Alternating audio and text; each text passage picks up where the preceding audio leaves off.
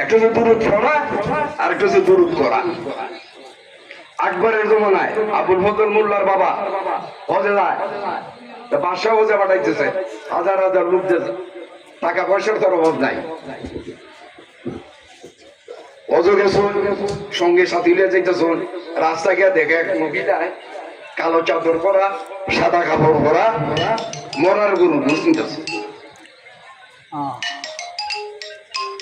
ওটি দিকে আসছে, চেহারা চোহারা তো বদ মনে হয়, আর যে লেবাস এটা তো মনে হয় যে কোনো নবীর পরিবারের কেউ।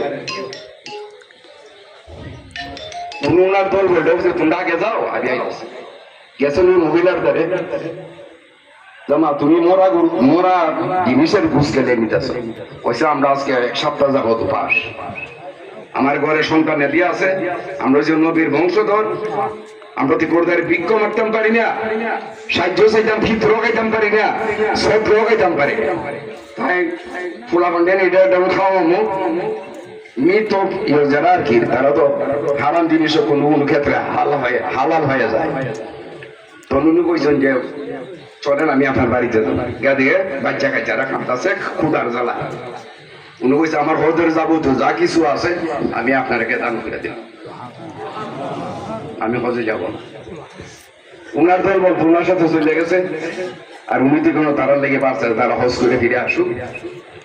উনি কেন রয়েছেন, কাফেলা জল ফিরত আইছে, চলেন। তো মনে মনে আমি তো হজ করতে পারলাম, সবাই হজে চলে গেল, আমি তো হজ করতে পারলাম। তখন যারা কাফেলার আগের যারা চলে গেছে, হজ করে যারা আইছে, যে গেল তোমাদের হজ কেরম, আরে আপনি কথা কথা, আপনি তো আমরা সাথে আছেন, আপনি আমরা সুন্দর হজ করি, আবার আমাদের ওই জায়গায় হজ কেরম, তার দিদা তন্ত্রের মধ্যে পড়ে গেল। আর বলে কি, আমি তো জানি আমি শুনেছি। দেশে যখন ফিরে আইছে, আজি সাহেব কইরা ডাকে, অনেক আবুল ফজল মোল্লার বাবা ফুলারে কইতেছে, বাবা রে এরা তো আমার হাজি হাজি হয়, আমি তো হজে গেছি,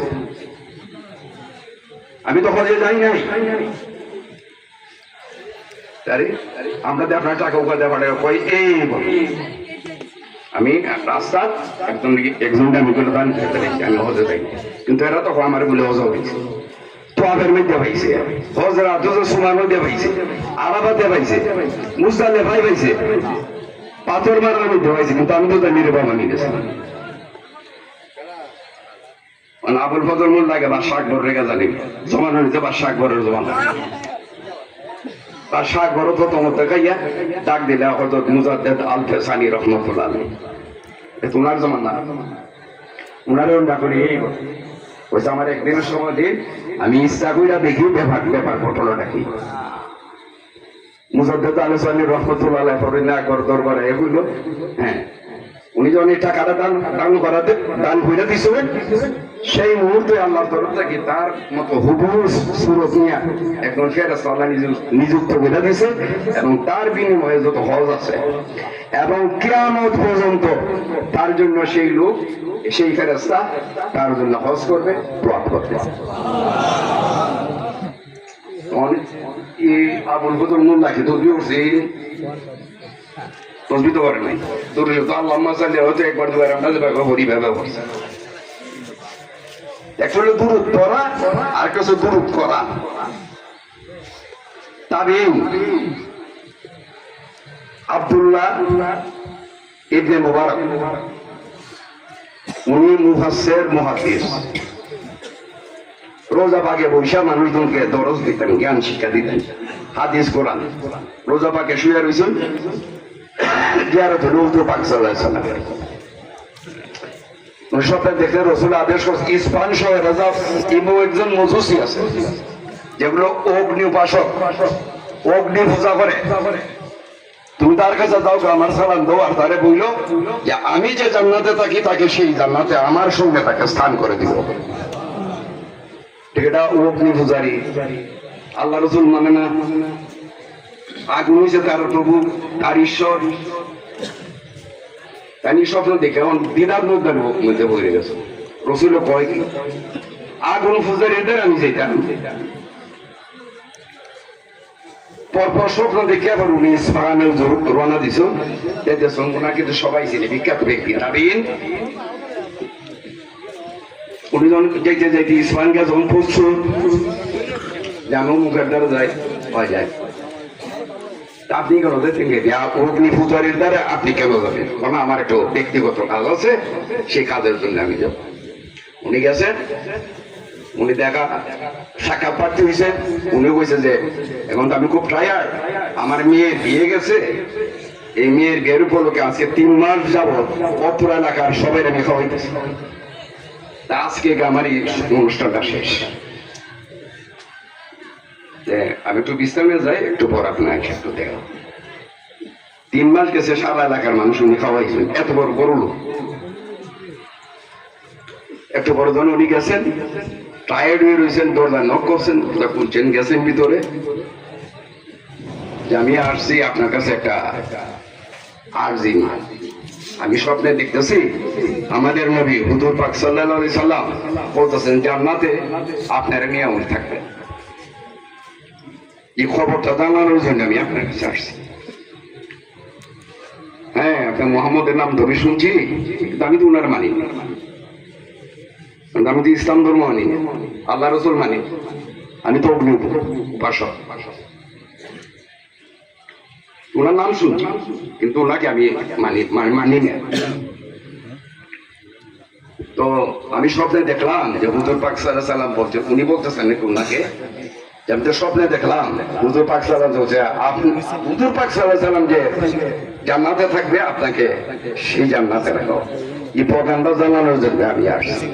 স্বপ্নটা কবে দেখছেন? ওই মাসখানে, অমুক দিন, জি অমুক দিন। হ্যাঁ ঠিক আছে। ঘটনাটা কি বলেন, কি এমন কাজ করছেন যে রসুল বললেন যে এই যে এলাকায় যে আমি 3 মাস খাওয়াইছি লোকজনকে, খাওয়ার পরে যেদিন আমার অনুষ্ঠান শেষ আমি বাসায় ঘুমাই দিয়েছি, আমার গোলাম বান্দি যারা ছিল রেস্ট নিতেছে, রাত্রে গভীর রজনীতে আমার দরজা যখন নক করছে, এত রাত্রে আবার কে আইলো বাইর দিয়েছে, আমি যা দরজা করছি গোলাম বান্দির ঘুমাই দিয়েছে, ঘুমাই থাকে, এরা ডিস্টার্ব করতো না, গাদি এক মহিলা আমার এসে পাশা ধরা, কে আপনি? আমি আপনার এই মহল্লার, আপনার এই গ্রামের অমুক জায়গায় আমি থাকি, আমরা হইলাম আহলে বাইতের লোক, নবীর পরিবারের লোক, আপনার কাছে তেলের ভূষণ নিবার লিখে নিয়েছে। আমার ঘর আছে 2 দিন ধরে ভাত চলে না, 3 মাস ধরে কেন খাওয়াই না, তা নাইলেন না কথা বাচ্চা কথা, আমি আসতে পারি, আমি তো দাওয়াত পাইছি না, আমরা তো যেমনি মন ধরে আসতে পারি। গভীর রজনী আপনার কাছে আইসে, আমার ঘরে বাতি নাই, একটু তেলের ভূষণ লাগে, আপনার সাহায্য পাঠিয়েছি, মেহরবানি করে থাকে দেন।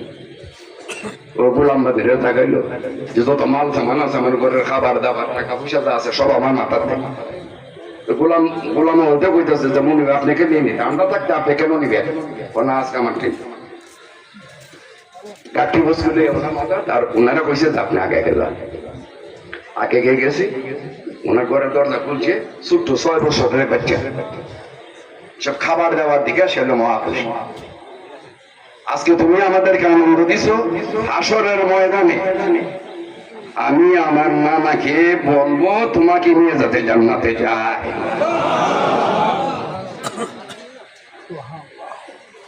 বাচ্চা কথা কইছে, আরে ওই যে মুফাসসির আব্দুল্লাহ ইবনে মুবারক, উনিও স্বপ্নে দেখছেন, মানে রাসূলটা মঞ্জুর করে নিয়েছে। দুরূদ পড়ছি, অগ্নি পূজারকে দুরূদ করছে, আমাদের উচিত দুরূদ করা। নমাজে বললাম কাম্মা সাল্লাল্লাহু আলা ইব্রাহিম, আর সালাম ফিরা দুনিয়া আবার কেটা পড়ছে না? মুসলিমের ভিতরে 1000 লোক কুফার মসজিদে হযরত মুসলিম রাদিয়াল্লাহু আনহু নামাজ পড়ছেন, সালাম ফিরেছেন, কিসা ডাইরেক্ট দোনো নাই, আর আগে তো কইছে আপনি সালাম করে কেউ নাই। আমরা এই যে দুরূদ যাতে না পড়ি, নামাজে যখন স্বীকৃতি দিতেছি, নামাজের ফরজ যাতে ওনাদের মর্যাদা পায়, সম্মান পায়, একজন নবী বংশের লোক আমলে আখলাকে কিছু খারাপ হইতে পারে, তার চলাফেরা আমার পছন্দ না হইতে পারে, যে রসুলের খাতির আমাকে মহব্বত করতে হবে, কারণ ওনাদের মহব্বত করলে ইমানের অংশ। আমল কেউ কম করে কেউ বেশি হয়, ইমানের মাঝে যদি কম বেশি যদি হয় তো আমি মুসলমান না। আমার ইমানকে মজবুত করতে হলে নবীকে ভালোবাসতে হবে। ইমাম হুসাইন নবীদের দ্বারা বসা, চোখেটা পানি পড়তেছে, খাতুনের জান্নাতের দিকে, ইয়া রাসূলুল্লাহ আপনি কাঁপতেছেন কেন? আমি কাঁদতেছি, আমার এই হুসাইনের উপরে যে মুসিবত আসবে সেই জন্য আমি কাঁদতেছি। যেদিন ইমাম হুসাইনের উপরে মুসিবত আসবে সেদিনকে আপনি থাকবেন? নবীজি বলতেছেন যে না,